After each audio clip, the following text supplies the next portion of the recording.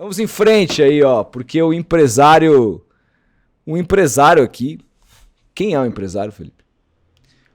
Como é o nome do empresário? Fábio Melo.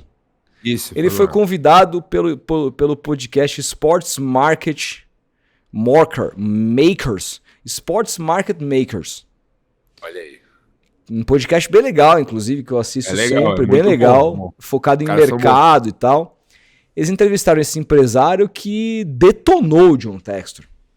Vamos entender o que o Fábio Melo tem a dizer sobre o dono do Botafogo de Futebol e Regatas.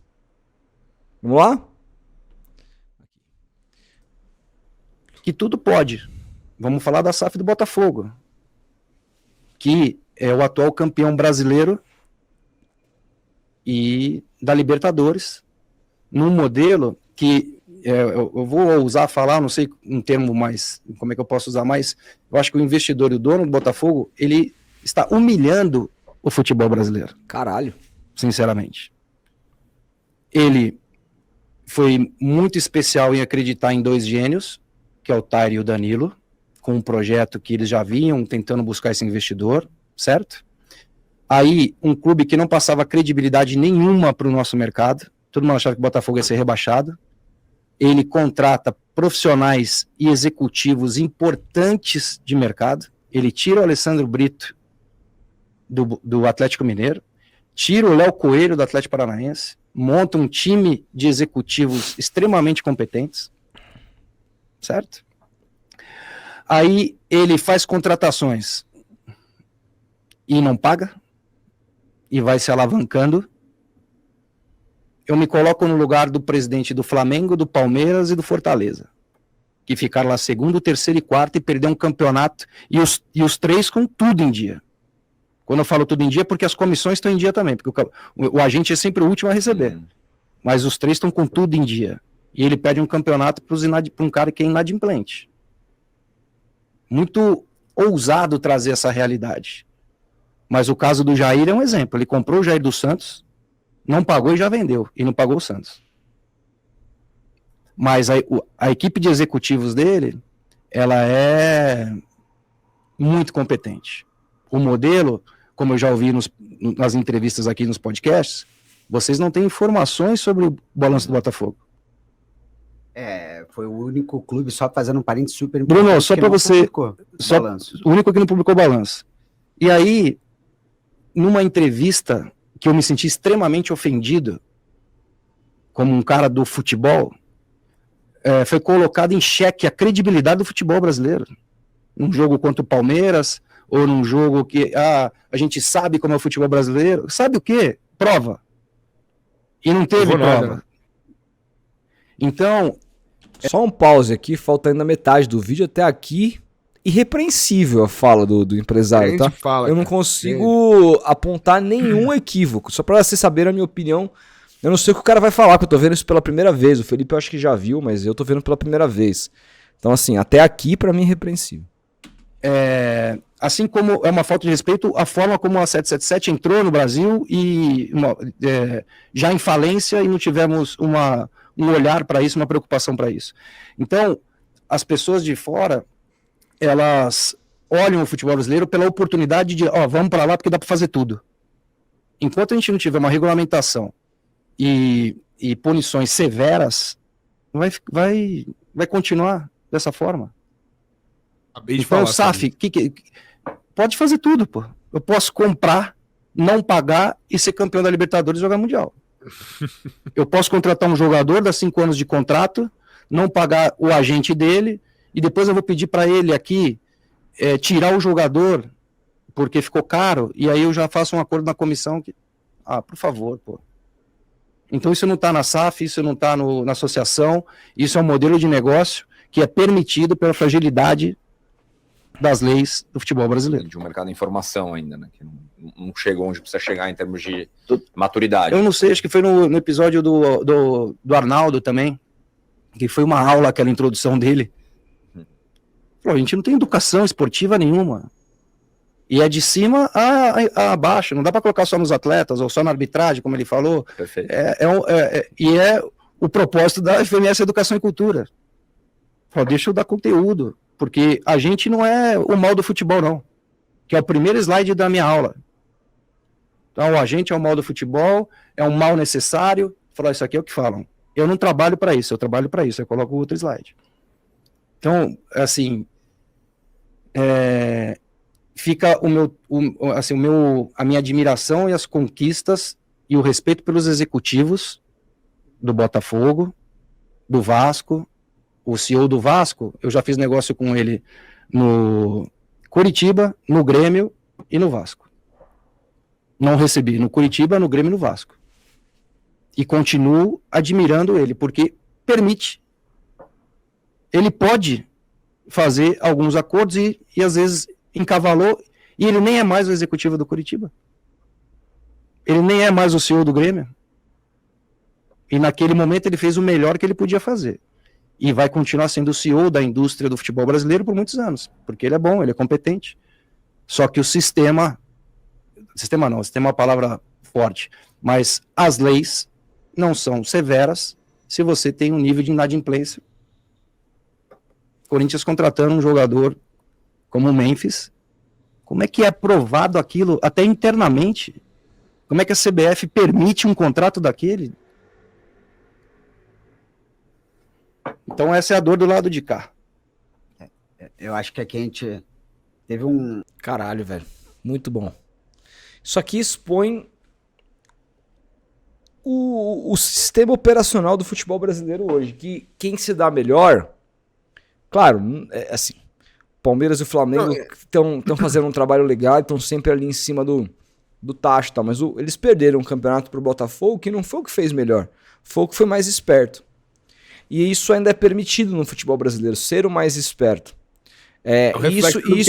Isso incute no torcedor também, tipo, o importante é trazer jogador contratado, depois a gente se vê como paga. Quando eu sou criticado por revelar o contrato do Neymar por próprios santistas dizendo: você tá querendo tumultuar o ambiente, foda-se, Neymar vale isso aí mesmo que aquele primeiro contrato dele ele ganhasse mais do que o Vinícius Júnior ganhando no Real Madrid, que é um negócio escabroso, né? O Vinícius Júnior tinha acabado de ser o melhor no mundo, jogando no time mais rico do mundo, que acabou de bater a receita recorde da história de um clube. Os caras bateram 1 bi e 300 milhões de euros num ano, Felipe.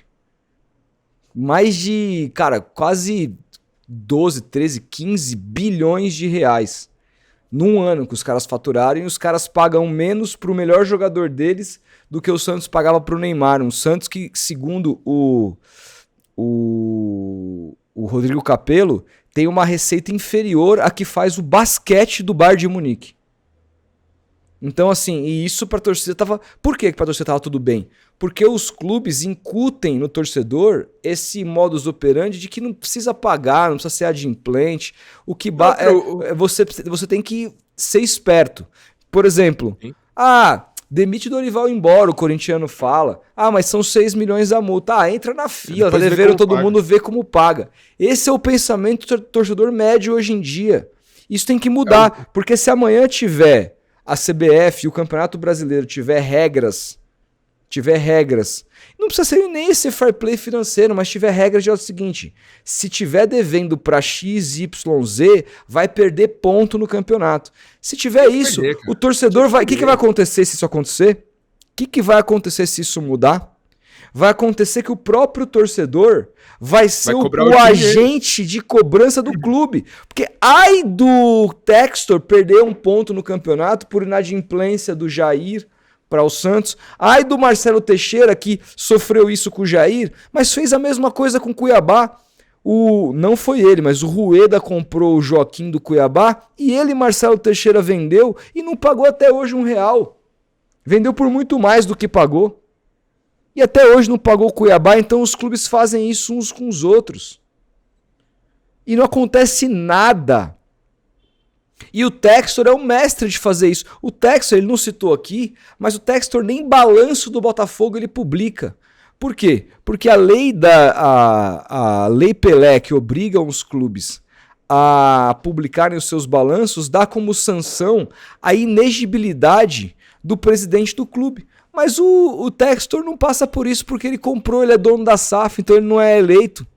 Então, assim, o Botafogo ano passado, esse ano, né, não publicou o balanço do ano passado e nada aconteceu com o Botafogo. Olha o nível das permissões da CBF com relação ao campeonato. A gente não tem um campeonato, Felipe, essa é a verdade. Farra do boi, cara, farra do boi. O Textor ama o futebol brasileiro e que ele tanto criticou em 2023 quando o Botafogo pipocou essa palavra, o Botafogo pipocou de forma vergonhosa como nenhum outro clube havia pipocado no campeonato de pontos corridos, e o Palmeiras foi campeão apenas por isso, porque aproveitou ali, foi o que melhor aproveitou essa chance e tudo mais no final, com o brilho do Endrick e tudo mais, mas assim, o responsável pelo título do Palmeiras em 23 chama-se Botafogo de Futebol e Regatas do Textor, que naquele ano apresentou diversas acusações que até hoje não foram provadas.